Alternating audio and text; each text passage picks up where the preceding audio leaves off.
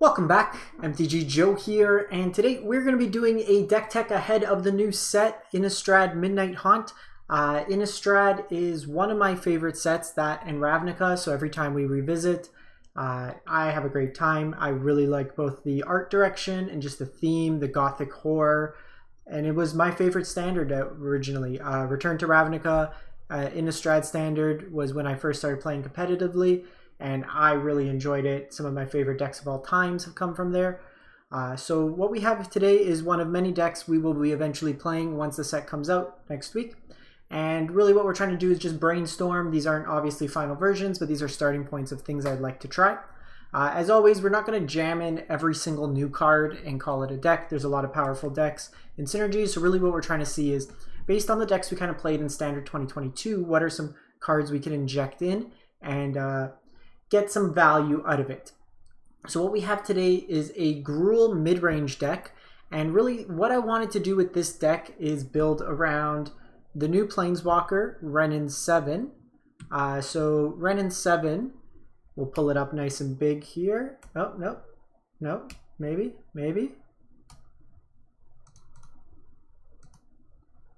Okay, will not let me pull it up any bigger. But Wrenn 7, 5 mana, 5 loyalty, starting Planeswalker.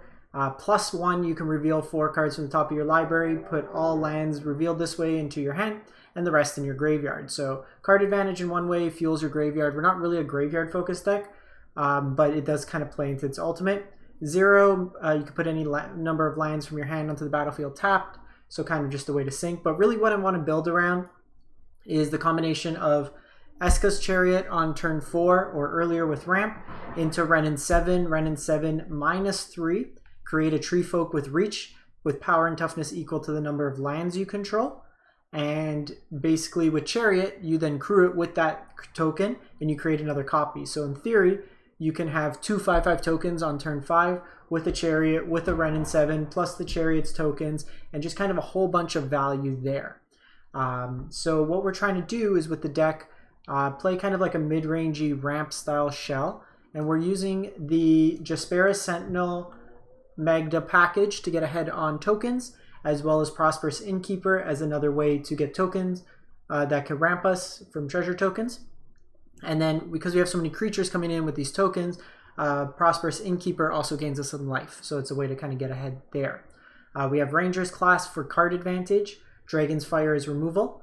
We also have Goldspan Dragons in our deck, one of the best creatures in the deck itself and in Standard. Standard 22 is pretty much Goldspan Dragon deck. So Dragon Fire can deal upwards of 4 damage. Plays again in with that treasure theme, spending mana. We're creating treasure in a lot of ways. Let's pay that. In theory, if you go Jaspera on 1, Magda on 2, you can Goldspan on 3 and kind of go to town. Ranger's Class, card advantage, tokens, again, put counters, everything you want to do. Some Shatterskull Smashings as just some more removal. And then we have another new card here, Primal Adversary. So there's an adversary cycle, one of each color, and basically they're creatures with then have kind of like a ETB multi-kicker style effects. When they enter the battlefield, you can pay an additional cost, in this case 1 in a green, as many times as you want. So if you have Goldspan Dragon out, basically per token, a treasure token you have, and when you do, the Primal Adversary itself enters with +1/1 counters on it. Its base stats are a 4/3 Trampler. So even if you do it once, so it's a 5 mana, 5/4 Trampler, and then you get to create, make one of your lands into a 3/3 Wolf with haste, and they're still lands. This isn't until end of turn. This is forever. So you can do like a big mana sink, make a bunch of lands into creatures and just kind of alpha strike your opponent. So it's kind of a cool hybrid between just a really efficient beater paired with like Nissa Who Shakes the World kind of effect to animate your lands. So we have 4 of those, and then another card we're trying out, new one. This is Arlinn, Arlinn the Pack's Hope. And this card here, it's a flip Planeswalker. So we'll flip it to the other side. Unfortunately, Aether Hub's view is a little awkward with some of these dual face cards. But Arlinn, 4 mana, 4. It's day bound. So basically there's a kind of a global effect, day and night. So once something comes into play, it triggers day. then it enters, and if a player casts no spells during their turn, it becomes night. So then you would flip Arlinn to its other side. And then if it is night when it comes in, an Arlinn enters as the night form, the werewolf form. But Arlinn itself, +1 until your next turn. You may cast creature cards as though they have flash, and each creature you control enters the battlefield with a +1 counter. So it's really nice to get to play around counterspell or like board wipes, play on their turn. -3 creates wolves as well.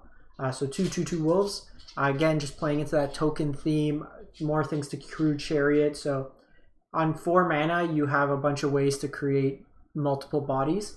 The flip side is a werewolf, and the plus lets you add a red and a green mana, and it has a 0 ability, which makes Arlinn turn into a 5 power trample haste indestructible.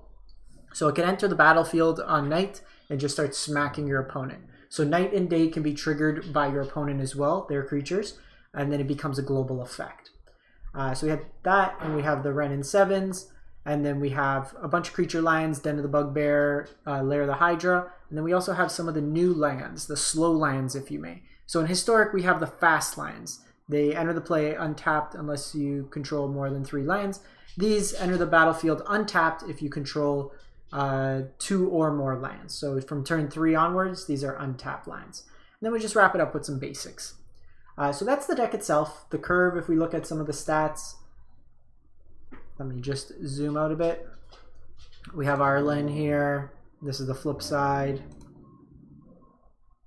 with the alternate art, which is kind of cool, but +2 for the mana sink, and then it becomes the wolf with all the stats. Nice beater there. But yeah, that's pretty much the deck. Let me know what you think. Pretty aggressive curve. Most of it, the deck is in 2-drop form, as we see here. I think this is going to be a really fun deck. It's a lot of the strategy I like in terms of Gruul.